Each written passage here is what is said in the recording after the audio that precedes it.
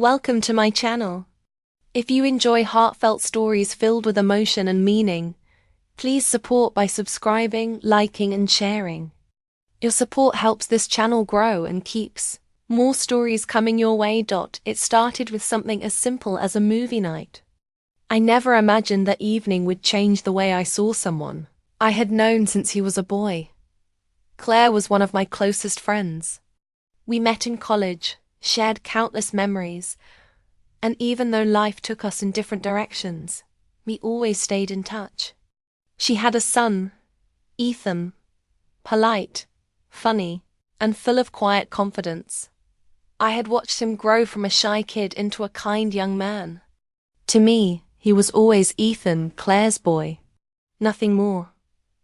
That was until one evening when Claire called and said, "Hey, could you check in on Ethan this weekend? I'm flying out for work." I agreed without thinking twice. When Saturday arrived, I showed up at their house with takeout and a few old DVDs. Ethan opened the door with his easy smile. "Hey, Miss Lavra," he said. "You didn't have to come all this way." "Of course I did," I replied. "I promised your mom I'd keep you company." He laughed softly. "Well, I'm glad you did. It gets pretty quiet around here." We decided to watch a movie. Something light and nostalgic. A film we all used to watch when he was little. I settled onto the couch while he set everything up. At first, it felt like any ordinary evening.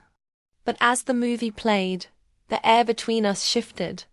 Not in an uncomfortable way, but in a way that made me notice things I hadn't before. The way he laughed. The way he asked thoughtful questions about life. The way he looked at me, not as his mother's friend, but as someone he genuinely wanted to understand. I told myself not to read too much into it.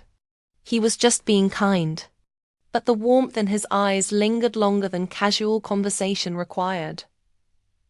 Halfway through the movie, the power went out. The house went dark, and the only light came from the flicker of candles in the kitchen. Ethan stood up quickly. "I'll grab a flashlight." When he came back, he set the flashlight on the table, and we both sat down near it, laughing at the situation. "It's like old times," he said. "When Mom used to make us tell ghost stories. Except now we're too old to be scared," I teased. He smiled. "I'm not sure about that." Something about his tone made my chest tighten. There was a softness in his voice that felt unfamiliar, and yet comforting. We talked for hours. About his college plans, about life, about dreams that felt too big but somehow reachable. I had always seen him as a boy chasing the future. But that night, I realized how much he'd grown. He wasn't a boy anymore. He was a man trying to find his place in the world. At one point, he looked at me quietly and said, "You always listen better than anyone else." I smiled, unsure of what to say. That's what friends do. But the word friends sounded strange. It didn't fit the moment. The rain started outside, soft at first, then steady. The power didn't come back on. So we decided to stay in the living room with blankets and candles. It should have been awkward, but it wasn't. It was peaceful. He told me stories from college that made me laugh until my eyes watered. And in between the laughter, there were quiet pauses. Those small silences that mean something you can't quite name. I remember catching his gaze once, just for a second too long. It felt like the air between us had changed, fragile and electric. I looked away, my heart beating faster than it should have. Maybe it was the rain. Maybe it was the candlelight. Maybe it was loneliness disguised as something deeper. Whatever it was, I knew something had shifted. The next morning, the sun returned. The world looked the same, but nothing inside me did. Ethan greeted me in the kitchen with coffee already brewing. "Sleep okay?" he asked casually. "Yeah," I said softly. "Thanks for last night." "It was nice." He smiled, his eyes gentle. "It was more than nice." Those words hung in the air longer than they should have. drove home that morning trying to shake off the feeling that something had begun. Something neither of us had expected, or maybe even wanted. But later that day, I got a text from him. It said only, "I can't stop thinking about last night." My hands trembled as I read it. And deep down, I knew neither could I. Lara stared at her phone for a long time before replying. Ethan's message felt innocent on the surface. Just a few words, yet something about it carried weight. She couldn't ignore. She typed a few responses, deleted them, then finally sent, "It was a nice evening. I enjoyed the conversation. It was safe, neutral." But her heart raced anyway. For the next few days, she tried to push the memory aside. She buried herself in work, in errands, in anything that could distract her from how she'd felt sitting beside him in that candlelit living room. But distraction didn't work for long. When Claire returned from her trip, Lara stopped by to drop off a few things she'd borrowed. She told herself it would be fine. A quick visit. Nothing more. Claire was her usual cheerful self, talking about the flight, the hotel, and how she couldn't wait to sleep in her own bed. Then Ethan walked into the room. Their eyes met, and that unspoken current returned instantly, a warmth that neither time nor distance could erase. "Hey, Ms. Lara," he said with a smile that lingered a little too long. "Hi, Ethan. How's everything?" "All good," he replied softly, and for a brief second, it felt like they were both remembering the same quiet night. Claire didn't notice a thing. She just laughed and handed Lara a plate of cookies. "He's been bragging about surviving a power outage like it was some big adventure," she teased. Ethan grinned. "Hey, it was memorable." Laura's cheeks flushed. She smiled politely, pretending not to understand the hidden meaning behind his words. That night, back home, she found herself thinking about him again.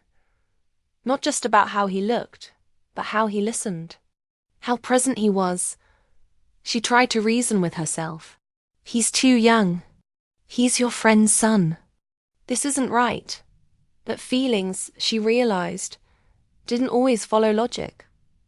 Weeks passed. Life carried on.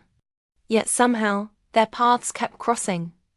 Grocery store runs, coffee shops, community events. Each meeting seemed coincidental, though neither believed it really was.